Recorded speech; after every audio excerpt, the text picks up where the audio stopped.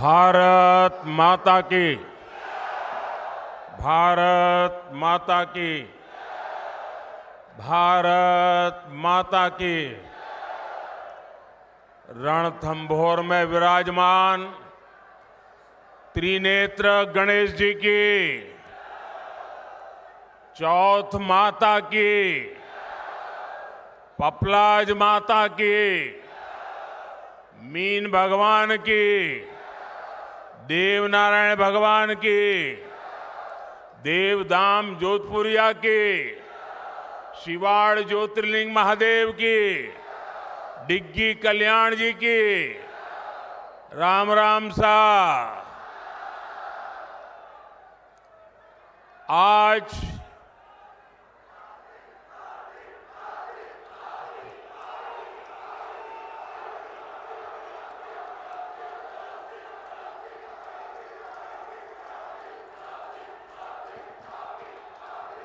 अभी से इतना जोर दिखाओगे तो मेरा भाषण पूरा होता होता थक जाओगे।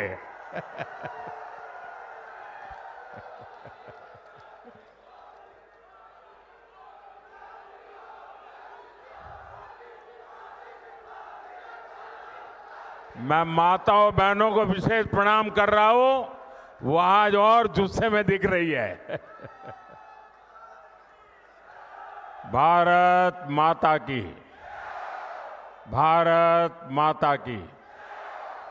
भैया, आपका प्यार, आपके आशीर्वाद, आपके उत्साह, सब कुछ मुझे पहुंच गया।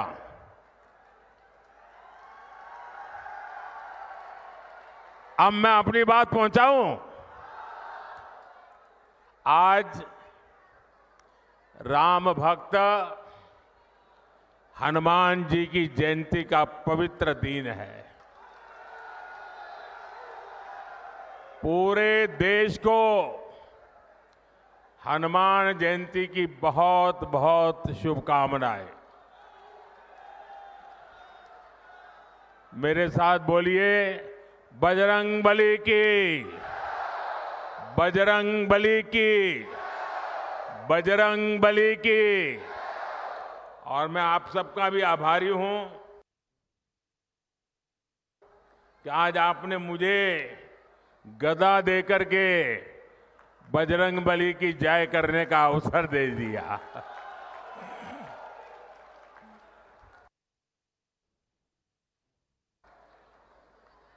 महावीर, वीरों के वीर बजरंग बली की जयंती पर मेरा सौभाग्य है कि मुझे शूरवीरों की धरती सवाई माधोपुर आने का मौका मिला है।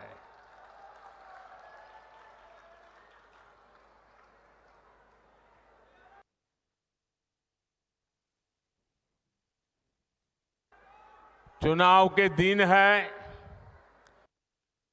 एक दिन में दो दो तीन तीन स्टेट में जाना होता है और इसलिए सभा के समय से भी पहले यहां सभा का समय मैंने दे दिया था और मैं देख रहा हूं वहां से हुजूम का हुजूम अभी आ ही रहा है। पूरा जुलूस वहां से आ रहा है।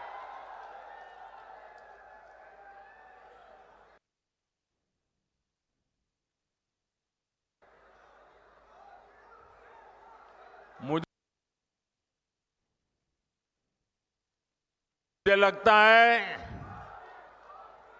लगता है कि मेरी सभा पूरी होने के बाद भी लोग आते रहेंगे। तो जो अभी पहुंच नहीं पाए हैं, रास्ते में दिख रहे हैं, मैं उनकी क्षमा मांगता हूं, क्योंकि मुझे तो इंतजार नहीं कर सकता, आगे चलना पड़ेगा। लेकिन ये मैं जो उत्साह देख रहा हूं उसमें एक मजबूत भारत के लिए आशीर्वाद है। इसलिए हर तरफ यही गूंज है, फिर एक बार, फिर एक बार, फिर एक बार। साथियों, हमारे राजस्थान ने सदियों से सीमा पर खड़े मजबूत प्रहरी की तरह देश की रक्षा की है। राजस्थान ये बखूबी जानता है कि सुरक्षित राष्ट्र और स्थायी सरकार ये कितनी जरूरी होती है। इसलिए चाहे 2014 हो या 2019 हो, राजस्थान ने एकजुट होकर देश में भाजपा की ताकतवर सरकार बनाने के लिए अपना आशीर्वाद दिया था। आपने 25 की 25 सीटें भाजपा को जीत करके झोली भर दी थी। एकजुटता ही, एकता ही राजस्थान की सबसे बड़ी पूंजी है। याद रखिएगा, जब जब हम बंटे हैं तब तब देश के दुश्मनों ने फायदा उठाया है।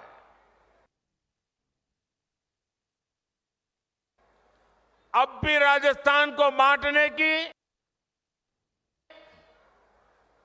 यहां के लोगों को बांटने की पूरी कोशिशें हो रही हैं। इससे राजस्थान को सावधान रहने की जरूरत है।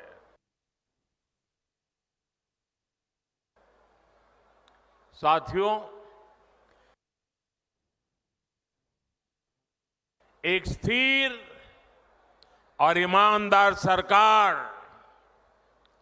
देश के विकास के लिए क्या कुछ कर सकती है, ये पिछले 10 वर्षों में सबने देखा है।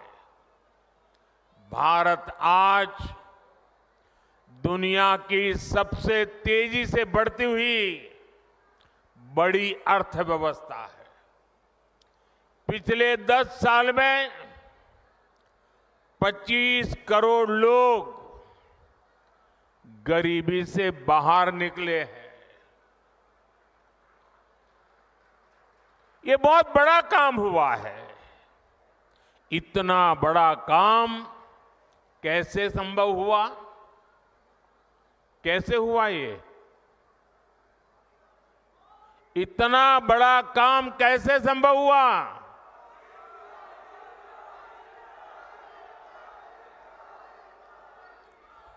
देश को सबसे मजबूत स्थिति में किसने पहुंचाया?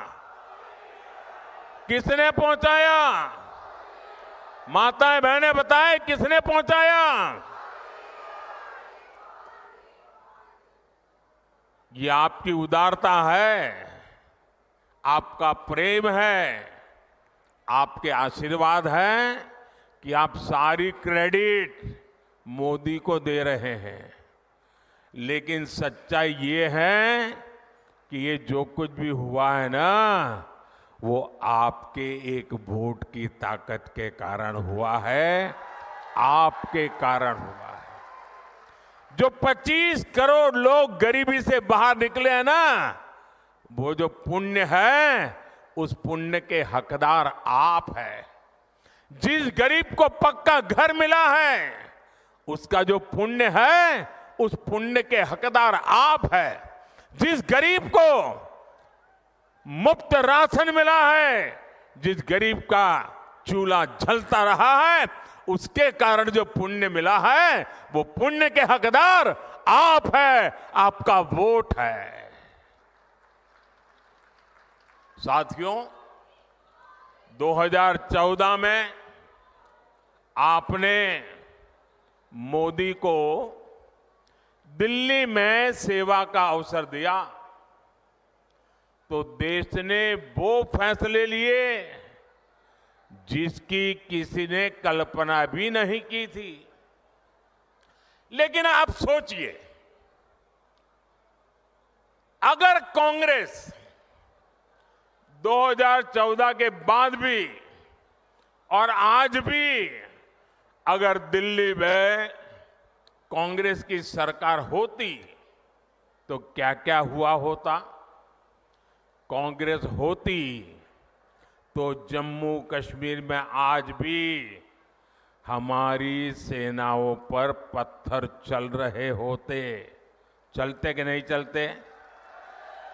कांग्रेस होती तो सीमा पार से आकर दुश्मन आज भी हमारे जवानों के सिर काटकर ले जाते। कांग्रेस सरकार कुछ न करती। कांग्रेस होती तो ना हमारे फौजियों को 1 रैंक 1 पेंशन लागू होती और ना ही हमारे पूर्व सैनिकों को 1 लाख करोड़ रुपया मिलते। कांग्रेस होती तो देश में आए दिन देश के कोने कोने में सीरियल ब्लास्ट, बम धमाके होते ही रहते, निर्दोष लोग मरते ही रहते। कांग्रेस ने तो राजस्थान में जो सीरियल ब्लास्ट हुए थे, बम धमाके हुए थे, उन दोषियों को बचाने का घोर पाप भी किया है। कांग्रेस होती तो कोरोना के समय ना किसी को मुफ्त राशन मिलता और ना ही किसी को मुफ्त वैक्सीन मिलती। कांग्रेस होती तो देश में महंगाई से हाहाकार मचा होता। कांग्रेस पार्टी देश की मुसीबत में अपने लिए भ्रष्टाचार के नए मौके तलाशती। और राजस्थान के मेरे भाइयों और बहनों, आप लोग तो कुछ महीने पहले ही कांग्रेस के पंजे से मुक्त हुए हैं।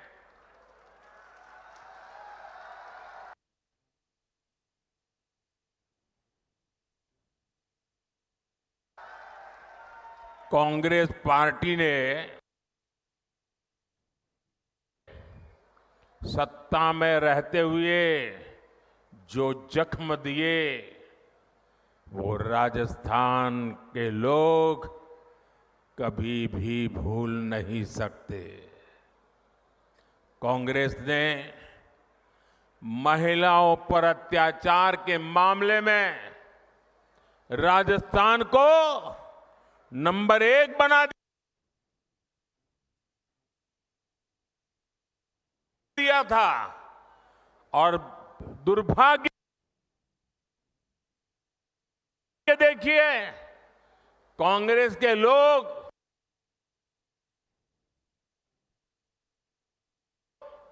विधानसभा में बेशर्मी के साथ कहते थे कि ये तो राजस्थान की पहचान है। अरे डूब मरो, ये शोभा नहीं देता है।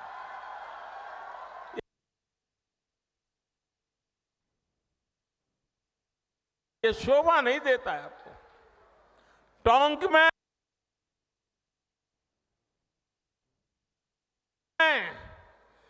किन असामाजिक तत्व के कारण यहां की इंडस्ट्री बंद हो गई, ये भी आप जानते हैं। लेकिन आपने हमारे भजनलाल जी को सेवा करने का मौका दिया है। और जब से भजनलाल जी और उनकी टीम काम पे लगी है, माफिया, अपराधी राजस्थान छोड़कर भागने पर मजबूर है। पेपर लीक माफिया भी भजनलाल जी का कानूनी डंडा चलने के बाद ठंडा पड़ गया है। जबकि अभी तो इन्हें सिर्फ 3-4 महीने ही भजनलाल जी और उनकी टीम को हुआ है। जो अपराधी धोखे में है वो जान ले ये भजनलाल जी है। अभी तो भजनलाल सरकार की गाड़ी चलनी शुरू हुई है, अभी तो टॉप गियर में आना बाकी है।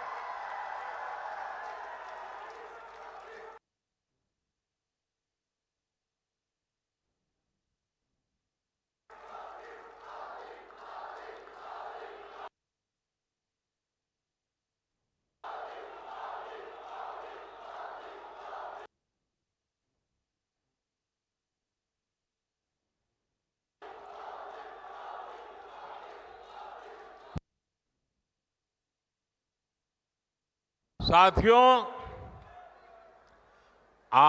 आज हनुमान जयंती पर आपसे बात करते हुए मुझे कुछ दिन पहले की एक तस्वीर भी याद आ रही है। हो सकता है आप में से बहुतों तक ये खबर नहीं पहुंची होगी। मीडिया का काम था ये बात पहुंचाए, लेकिन नहीं पहुंचाई होगी। वो तस्वीर है कांग्रेस के शासन वाले कर्नाटका की। कुछ दिन पहले वहां एक छोटा दुकानदार, उसको सिर्फ इसलिए बुरी तरह से पीटा गया, लहूलुहान कर दिया गया, क्योंकि वो अपनी दुकान में बैठे बैठे हनुमान चालीसा सुन रहा था। ये कांग्रेस की कर्नाटका की सरकार का काम देखिए। अपनी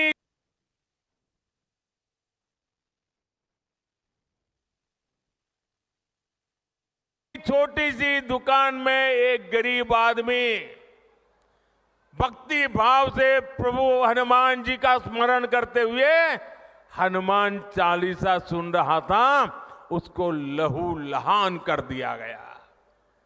आप कल्पना कर सकते हैं, कांग्रेस के राज में हनुमान चालीसा सुनना भी गुनाह हो जाता है।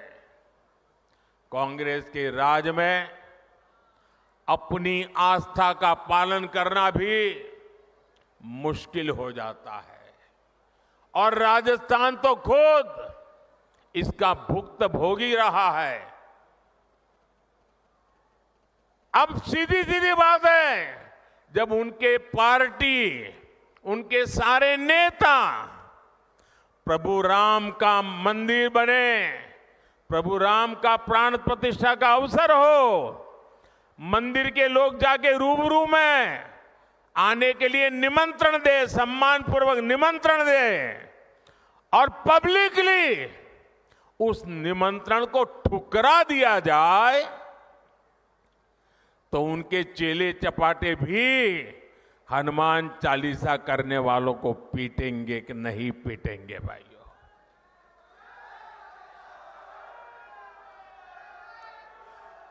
कुछ दिन पहले ही रामनवमी बीती है। कांग्रेस के जाने के बाद पहली बार शांति से शोभा यात्रा निकली है पूरे राजस्थान में, वरना पहले और चुनाव की आपाधापी गर्मी होने के बावजूद भी कांग्रेस ने तो, और हमारे यहां तो सूरज की पहली किरण का स्वागत भी राम राम सा से होता है। राम राम सा, कोई किसी को मिले तो पहले मुंह से निकलता है राम राम सा। कांग्रेस ने तो राम राम साग कहने वाले राजस्थान में राम नवमी पर प्रतिबंध लगा दिया था।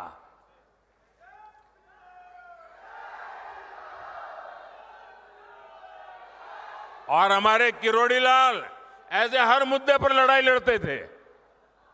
कांग्रेस ने शोभा यात्रा पर पत्थरबाजी करने वालों को सरकारी संरक्षण दिया था। इसी कांग्रेस पार्टी ने तुष्टीकरण के लिए मालपुरा, करौली, छबड़ा, टोंक, जोधपुर को दंगों की आग में झोंक दिया था।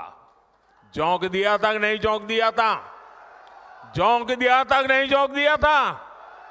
क्या ऐसे लोगों को माफ करोगे? अब भाजपा सरकार आने के बाद किसी की हिम्मत नहीं है कि आपकी आस्था पर सवाल उठा दे। अब आप चैन से हनुमान चालीसा भी गाएंगे और राम नवमी भी मनाएंगे, ये भाजपा की गारंटी है।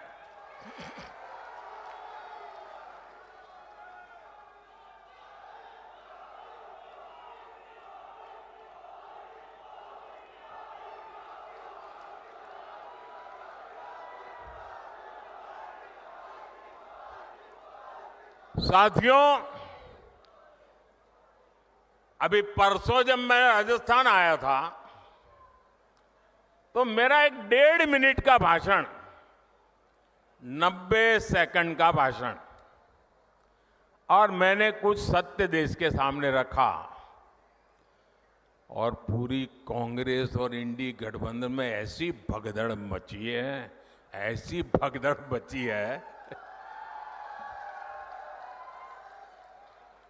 मैंने सत्य रखा देश के सामने। कांग्रेस आपकी संपत्ति छीनकर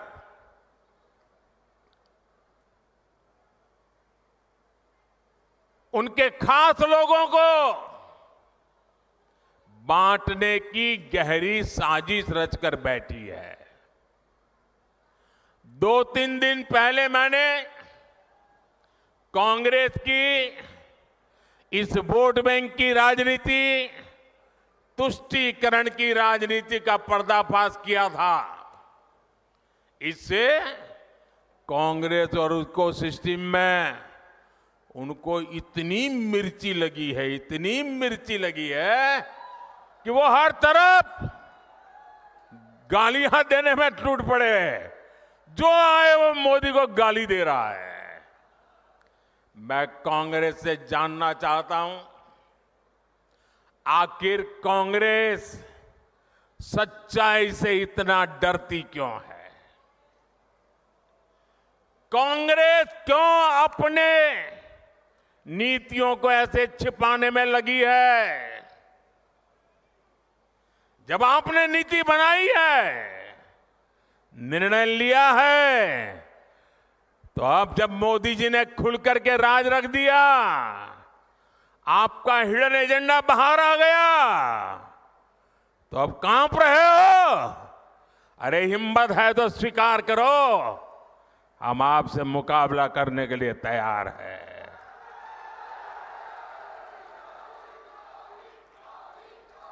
मैं ये बात देश को साफ साफ बताना चाहता हूं कि कांग्रेस वोट बैंक पॉलिटिक्स के दलदल में इतना धंसी हुई है कि उसे बाबा साहब के संविधान की भी परवाह नहीं है। और आपको पता होगा, उन्होंने मैनिफेस्टो में तो लिखा है कि आपकी संपत्ति का सर्वे करेंगे। हमारी माताओं बहनों के पास जो स्त्री धन होता है, जो मंगलसूत्र होता है, उसका सर्वे करेंगे। और फिर उनके एक नेता ने तो भाषण में कहा, एक्सरे किया जाएगा, एक्सरे किया जाएगा। मतलब आपके घर में अगर बाजरे के अंदर डिब्बे में भी कुछ रखा है तो वो भी एक्सरे करके खोजा जाएगा। दीवार में कहीं रखा है तो उसको भी एक्सरे करके खोजा जाएगा। पूरा एक्सरे करने वाले की घोषणा की है और उनके नेता ने पब्लिकली कहा है। और फिर आपकी सारी संपत्ति, जरूरत से ज्यादा जो भी होगा वो उनका कब्जा करेगी उनकी सरकार, कहते हैं, और फिर लोगों को बांट देंगे। अगर आपके पास 2 घर है, यहां गांव में घर है और बच्चों के लिए आपने जयपुर जोधपुर में अगर एक छोटा फ्लैट ले लिया है तो एक्सरे करेंगे कि भाई 2 घर है, एक वापस दो, सरकार को दे दो। बताइए आपको मंजूर है क्या? ये मंजूर है क्या? क्या स्त्री धन पर हाथ लगा सकते हैं क्या? क्या मंगलसूत्र पर हाथ लगा सकते हैं क्या? ये पंजे की ये ताकत, भाइयों बहनों, राजस्थान में से एक भी पंजा बचना नहीं चाहिए भाइयों। अब देखिए, कांग्रेस पार्टी ने संविधान के साथ, बाबा साहब आंबेडकर के दिए हुए संविधान के साथ किस प्रकार से खिलवाड़ करने की कोशिश की। इस देश के में जब संविधान बना तब धर्म के आधार पर आरक्षण का घोर विरोध हुआ था ताकि हमारे एससी, एसटी, ओबीसी समुदाय को सुरक्षा मिलती रहे। लेकिन उन्होंने, मनमोहन सिंह जी ने भाषण किया था और उस सभा में मैं मौजूद था मुख्यमंत्री के नाते, मुस्लिमों का देश के संसाधनों पर पहला हक है, ये मनमोहन जी का बयान है। और ये संयोग नहीं था और ये अकेला बयान नहीं था। कांग्रेस पार्टी की सोच हमेशा से तुष्टीकरण की रही है, वोट बैंक की राजनीति की रही है। 2004 में जैसे ही कांग्रेस की केंद्र में सरकार बनी, उसके सबसे पहले किए गए कामों में था, सबसे पहला काम था चुनाव जीतने के बाद आंध्र प्रदेश में एससी, एसटी के रिजर्वेशन में से कमी करके मुसलमानों को रिजर्वेशन देने का प्रयास। ये एक पायलट प्रोजेक्ट था जिसे कांग्रेस पूरे देश में आजमाना चाहती थी। 2004 से 2010 के बीच कांग्रेस ने 4 बार आंध्र प्रदेश में मुस्लिम रिजर्वेशन लागू करने की कोशिश की, लेकिन कानूनी अड़चनों की वजह से, सुप्रीम कोर्ट की जागरूकता के कारण वो अपने मंसूबा जो लेके चले थे वो पूरे नहीं कर पाए। 2011 में कांग्रेस ने इसे देश में लागू करने की कोशिश की। एससी, एसटी को और ओबीसी को मिला हुआ अधिकार छीन करके वोट बैंक की राजनीति के लिए औरों को देने का खेल किया। कांग्रेस ने इतने प्रयास ये जानते बूझते किए कि ये सब संविधान की मूल भावना के खिलाफ था, लेकिन कांग्रेस ने संविधान की परवाह नहीं की, बाबा साहब आंबेडकर की परवाह नहीं की। जब कर्नाटका की बीजेपी सरकार ने, जब हमें मौका मिला तो हमने पहला काम किया, उन्होंने जो एससी, एसटी से छीन करके मुस्लिम कोटा निकाला था उसको हमने खत्म कर दिया और जिनका हक था उनका हित सुरक्षित रखा। तो कांग्रेस पूरे देश में आग बबूला हो गई, ये मोदी समझता क्या है? अरे मोदी संविधान को समझता है, मोदी संविधान को समर्पित है, मोदी बाबा साहब आंबेडकर की पूजा करने वाला व्यक्ति है।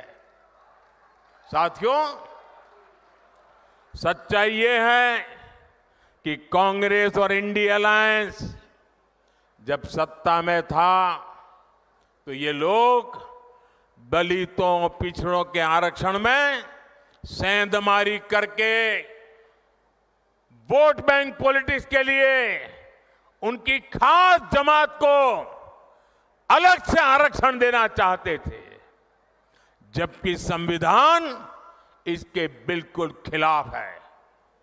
आरक्षण का जो हक बाबा साहब ने दलित, पिछड़ों और आदिवासियों को दिया, कांग्रेस और इंडिया अलायंस वाले उसे मजहब के आधार पर मुसलमानों को देना चाहते थे। मैं कांग्रेस को पूछना चाहता हूं, क्या कांग्रेस ऐलान करेगी कि संविधान में दलितों, पिछड़ों के आरक्षण को, आदिवासियों के आरक्षण को कम करके वो इसे मुसलमानों को नहीं बांटेंगे? जरा देश की जनता को वादा करो। कांग्रेसी जहां भी आए, आपको मोहल्ले में आ जाए, आपके घर में मिलने आ जाए, जरा खड़े रख करके पूछो, कर्नाटका, आंध्र जैसे राज्यों में इन्होंने आरक्षण को मजहब के आधार पर बांटने का खेल क्यों शुरू किया था? साथियों, कांग्रेस की इन साजिशों के बीच मोदी आज आपको खुले मन से गारंटी दे रहा है, दलितों, पिछड़ों और आदिवासियों का आरक्षण न खत्म होगा। ये मोदी की गारंटी है। आरक्षण न खत्म होगा और न ही उसे धर्म के नाम पर बांटने दिया जाएगा। ये मोदी की गारंटी है। 2020 में आरक्षण की संवैधानिक समय सीमा खत्म हो रही थी और उस समय आपने मोदी को सेवा के लिए बिठाया हुआ था। ये मोदी है जिसने दलितों, आदिवासियों का आरक्षण और 10 साल के लिए बढ़ा दिया था। साथियों, कांग्रेस कभी भी विकास के मुद्दे पर चुनाव नहीं लड़ती। कांग्रेस पार्टी ने इतने दशकों तक आपको पीने के साफ पानी जैसी जरूरत तक से वंचित रखा। बीजेपी सरकार ने हर घर जल पहुंचाने के लिए जल जीवन मिशन शुरू किया, लेकिन राजस्थान में कांग्रेस सरकार ने उसमें भी हजारों करोड़ रुपए का भ्रष्टाचार कर दिया।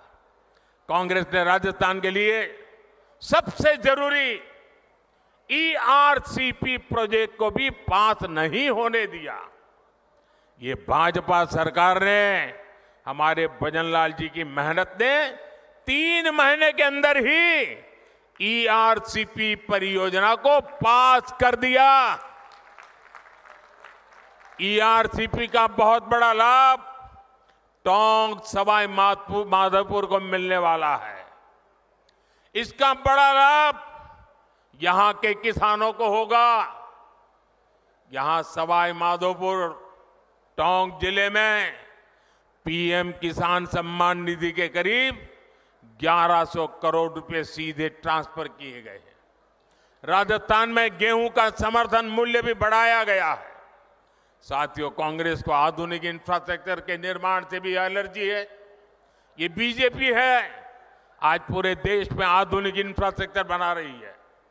देश का सबसे बड़ा दिल्ली मुंबई एक्सप्रेसवे सवाई माधोपुर से होकर के गुजर रहा है। सरकार ने जयपुर सवाई माधोपुर रेलवे लाइन के दोहरीकरण की मंजूरी भी दे दी है। हमने दौसा गंगापुर सिटी से जुड़ी हुई रेलवे लाइन का दशकों से लंबित काम भी पूरा किया। इस क्षेत्र में इलाज की बेहतर सुविधाओं के लिए एक मेडिकल कॉलेज भी बनाकर तैयार हो रहा है। साथियों, 24 के 20 चुनाव में राजस्थान में ये मेरी आखिरी सभा है। अब 26 अप्रैल को अगले चरण का मतदान है। बीते दिनों मुझे राजस्थान के अलग अलग क्षेत्रों में जाने का मौका मिला है। अब कल शाम को तो शायद आपका प्रचार अभियान भी पूरा हो जाएगा। ये मेरी आखिरी सभा है। राजस्थान के मध्य सभी क्षेत्रों के लिए मैं उनके आशीर्वाद की कामना करता हूं, अधिकतम मतदान की कामना करता हूं। शादी ब्याह के दिन है, गर्मी भी बहुत है और ऐसे में हम राष्ट्र कर्तव्य न भूलें, लोकतंत्र के हमारे दायित्व को न भूलें, अधिकतम वोट करें, ये मेरी आग्रह रहेगा। आपने मुझे राजस्थान की यात्रा में मैंने देखा है, भरपूर आशीर्वाद दिया है। ये आपका ये आशीर्वाद मेरी पूंजी है। आपके सपने मेरे अपने हैं। विकसित भारत के सपने को पूरा करने के लिए मेरा भी हर पल, हर क्षण देश के लिए है। इसलिए 24/7 मैं 2047 के लिए काम कर रहा हूं। और बीते 10 वर्षों में जो काम हुआ है वो तो एक केवल ट्रेलर है। अगले 5 वर्षों में हमें देश को, राजस्थान को बहुत आगे लेकर जाना है। मेरा अनुरोध है, आप रिकॉर्ड संख्या में कमल के आगे का बटन दबाकर भाई सुखबीर सिंह जौनपुरिया समेत सभी बीजेपी उम्मीदवारों को संसद में भेजें।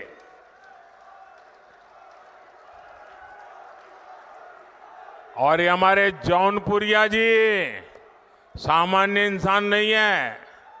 मैं पार्लियामेंट में उनको कहता रहता था कि ये जौनपुरिया नहीं, ये तो जानपुरिया है।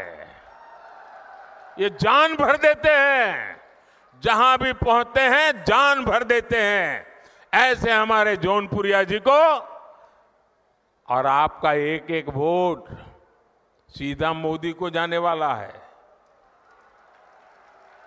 और मोदी आपके पास वोट मांगने आया है। आपको एक और काम करना है, करोगे? करोगे? घर घर जाकर कहना, मोदी जी आए थे, हर परिवार के लोगों को मोदी जी ने प्रणाम भेजा है, मेरा प्रणाम पहुंचा दोगे? मेरे साथ बोलिए, भारत माता की, भारत माता की। जो लोग अभी भी आ रहे हैं, मैं पहले से उनकी क्षमा मांगता हूं। मुझे जल्दी जाना पड़ रहा है, इसलिए मैं उनका इंतजार कर रहा हूं। ऐसा संभव नहीं था। फिर भी ये प्यार कम नहीं है जी। इतना बड़ा मैं लगातार देख रहा हूं, जुलूस आता ही चला जा रहा है। मैं फिर से उनका क्षमा मांगता हूं भैया। वो इतनी मेहनत करके इतनी धूप में आए हैं, लेकिन पहुंच नहीं पाए। मैं सर झुका करके उनको प्रणाम करता हूं, क्षमा मांगता हूं। बोलिए भारत माता की, भारत माता की। बहुत बहुत धन्यवाद।